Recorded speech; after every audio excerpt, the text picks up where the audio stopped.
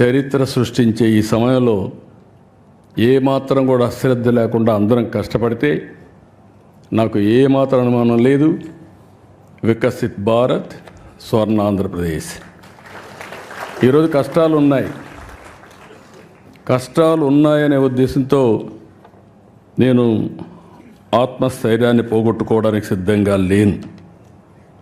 ఈరోజు మీరు చూసినప్పుడు ఇప్పుడే వెంకయ్య నాయుడు గారు చెప్పారు, మీరు ఓవర్ కాన్ఫిడెంట్గా ఉన్నారని చెప్పి. కరెక్టే, కానీ ఆశ ఉంది.